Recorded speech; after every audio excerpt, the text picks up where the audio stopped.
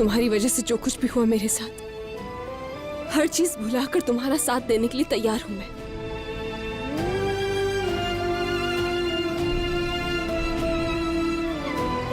लेकिन तुम्हें मुझ पर भरोसा नहीं, इसलिए चुप हो। और अगर किसी रिश्ते में भरोसा ना रहे तो कोई फायदा नहीं। अब कहने के लिए कुछ भी नहीं बचा यहाँ।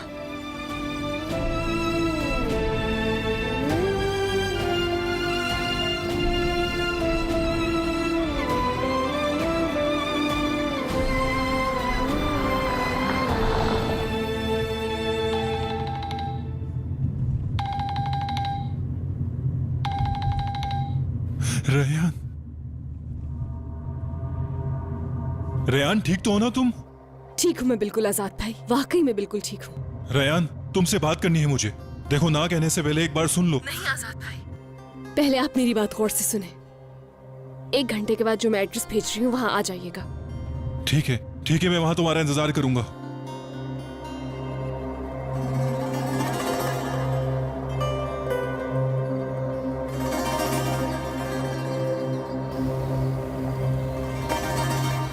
अच्छा, तो ये मंसूबा है तुम्हारा? आजाद से मिलने जा रही हो तुम?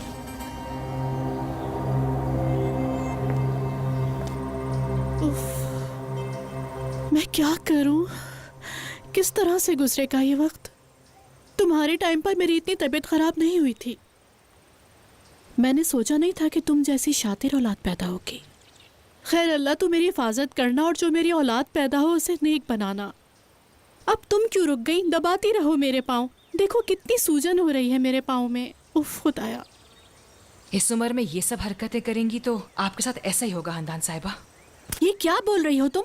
जो मुंह में आता है बगैर सोचे समझे कह देती हो। अब मुंह बंद करके मेरे पाँव दबाओ, समझी तुम? ओह माशाअल्लाह खानदान, जिंदगी सुकून में है। Thank you. यारीन, मेरे भी कंधे दबा दो, बहुत दर्द हो रहा है। तुम्हें पता है कि मैं सारे दिन काम कर करके थक जाती हूँ। उफ, या अल्लाह। उफ। एक ही बेटी है तुम्हारी, उसको भी बिल्कुल अपने जैसा बना दिया है। कुछ भी नहीं सिखाया तुमने, लेकिन मैं यहाँ लोगों को बहुत कुछ सिखा दूंगी। कुछ समझ नहीं आ रहा तुम क्या कह रही हो हनीफा। खैर छोड़ो, एक काम करो, जाकर मेरे लिए फ्रूट्स लेकर आओ जल्दी से। वैसे मैं काफी दिन से खामोश हूँ, मगर ये मत समझना कि मैं सब भूल गई। मुझे सब कुछ याद है अच्छी तरह से। कहीं ऐसा ना हो कि पछतावा हो। चलो मैं तुम्हें एक लेटेस्ट न्यूज सुनाती हूँ। रेयान को मीरान के पास तुम ही ने भेजा था ना, और वो इसलिए ताकि आजाद की जिंदगी बचा सको।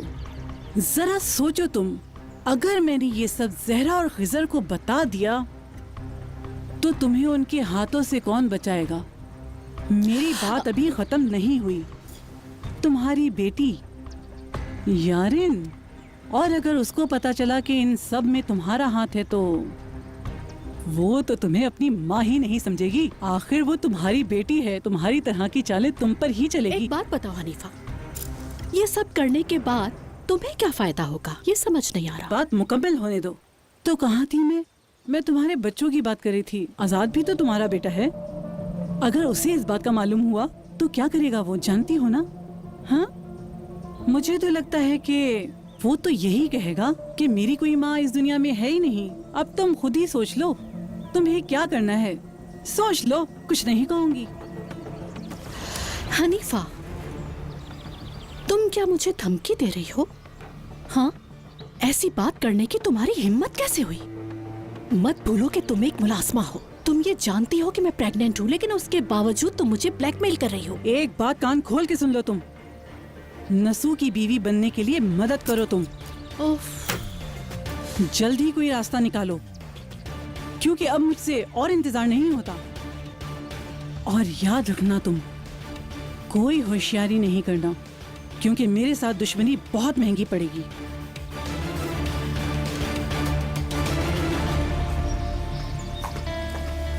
तुम चीज क्या हो, देख लूंगी तुम्हें।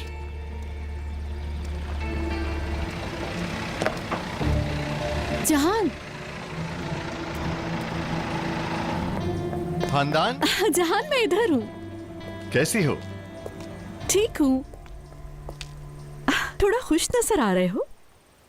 मुझे तुम्हें खुश देखकर बहुत अच्छा लग रहा है जहान। थोड़ा नहीं खानदान, मैं बहुत ज्यादा खुश हूँ। माशाल्लाह। जब तुम्हें पता लगेगा तुम भी खुश हो जाओगी। हाँ, मैं जरूर खुश होंगी जहान। अब चाहे जितनी तकलीफ हो, खुश तो होना ही है। खानदान, देखो, काश तुम खुद को मेरी नजर से देख सकती। जहां क्या कर रहे हो? कोई देख लेगा, छोड़ो मुझे। कोई नहीं है। थोड़ा सा तो ख्याल करो तुम।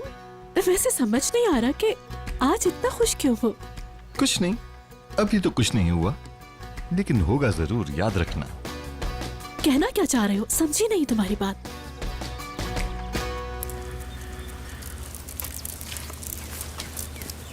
हमारे न्यू बेबी के साथ हमारी बहू भी घर आएगी। क्या क्या कह रहे हो जहान तुम? अभी चुप हो जाओ खानदान। जहान, खानदान,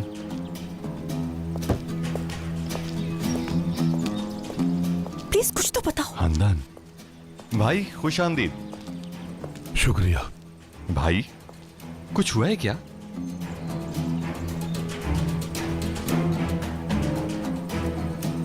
बस थोड़ा परेशान हूँ। परेशान मत हो, जल्द ही सारी परेशानियां दूर हो जाएंगी।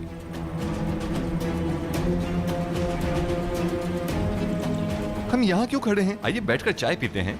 आइए। निगार खानम, सबके लिए चाय बनाओ।